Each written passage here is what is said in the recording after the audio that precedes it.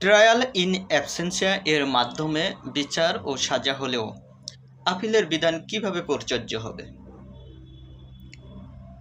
আসামির অনুপস্থিতিতে বিচারের ক্ষেত্রে কোর্টের মাধ্যমে গঠিত পরিচালিত মামলার রায় ও স্পেশাল আইনে গঠিত পরিচালিত মামলার রায় নিয়েই আলোচনা করব।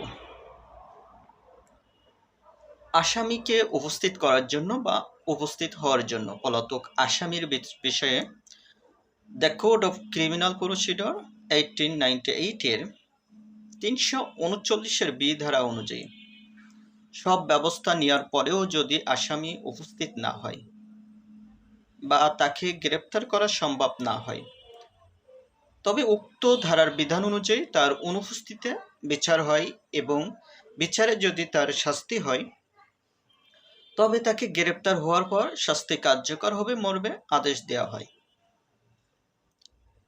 এই আদেশ অনুযায়ী আসামি গ্রেপ্তার হলে কিংবা নিজে আদালতে আত্মসমর্পণ করে আপিল দায়ের করতে পারবে। এইরূপ আপিল ও শুনানির কোনো সুস্পষ্ট বিধান the code of criminal procedure 1898 নেই। তবে উচ্চতর আদালতের বেশ কয়েকটি সিদ্ধান্ত রয়েছে যেখানে বলা হয়েছে যে মামলার বিচারের প্রথম পর্যায় হতেই পলাতক থাকার কারণে সে আদালতে কোনো প্রতিকার পাওয়ার যোগ্য নয়। এই বিধানটি আমরা দেখতে পাই 3 BLC আপিলেট ডিভিশন 72 নম্বর পেজে পাবেন এবং 23 BLD আপিলেট ডিভিশন 208 নম্বর পেজে পাবেন, 55 DLR এর 131 পেজে পাবেন এবং 15 MLR আপিলেট ডিভিশনের 213 নম্বর পেজে বিধানগুলো পাবেন। একটি মামলায় আমরা দেখতে পাই হাইকোর্ট বিভাগে আপিল চলমান থাকা অবস্থায় আপিলকারী উক্ত বিভাগ হতে জামিনপ্রাপ্ত হয়ে আপিল শুনানির সময় উপস্থিত হয়নি বা জামিনের মেয়াদ বাড়ানোর জন্য কোনো আবেদন করেনি। হাইকোর্ট বিভাগকৃত আপিলকারী পলাতক বিধায় আপিলটি খারিজ করে দেয় এবং আপিল বিভাগে উক্ত খারিজের আদেশ বহাল রাখা হয়। এটি আপনারা পাবেন 55 DLR আপিলেট ডিভিশনের 131 নম্বর পেজে এবং 23 BLD আপিলেট ডিভিশনের 208 নম্বর পেজে পাবেন। অন্য একটি মামলায় শাস্তি প্রদানের পর দণ্ডপ্রাপ্ত আসামি কোনো আপিল দায়ের করেনি। প্রায় 11 মাস পর সে কোডের 561 ধারায় দণ্ডাদেশ বাতিলের জন্য আবেদন করে। দণ্ডপ্রাপ্ত ব্যক্তি পলাতক থাকার কারণে উক্ত আবেদন খারিজ করা হয়।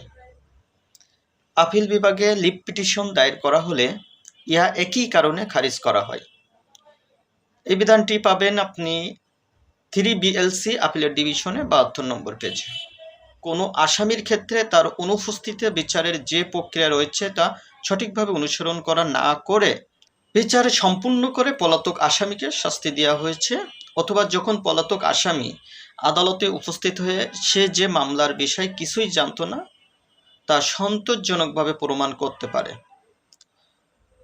যেমন কোনো আসামি যদি দাবি করে যে মামলার পূর্ব হতে সে কার্য উপলক্ষে বিদেশে ছিল এবং তার দাবির সমর্থনে পাসপোর্ট, ভিসা ইত্যাদি দাখিল করে এবং যদি দেখা যায় যে সংশ্লিষ্ট সময় সে বিদেশে ছিল এবং মামলার রায় হওয়ার পরে খবর পেয়ে সে দেশে ফিরে এসেছে, তাহলে আসামি পলাতক ছিল তা বলা যাবে না এবং তার আপিল শুনতে হবে। যদি সে সরকার পক্ষের সাক্ষীদের জেরা করার জন্য আবেদন করে তাহলে সে আবেদন মঞ্জুর করতে হবে। এই বিধানটি আবার 6 BLT আপিলেট ডিভিশন 87 পেজে পাবেন। এরূপ ক্ষেত্রে আপিল আদালতের মামলাটি বিচারিক আদালতে ফেরত পাঠানোর আদেশ দিতে পারে।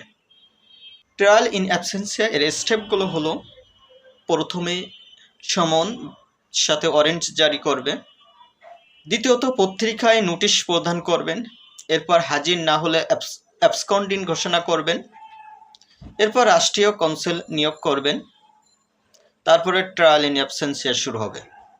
এরপর স্টেট কাউন্সিল যুক্তি উপস্থাপন করবেন, এরপরে জাজ সাহেব রায় দিবেন এবং দোষী সাব্যস্ত হলে দোষী সাব্যস্ত করবেন।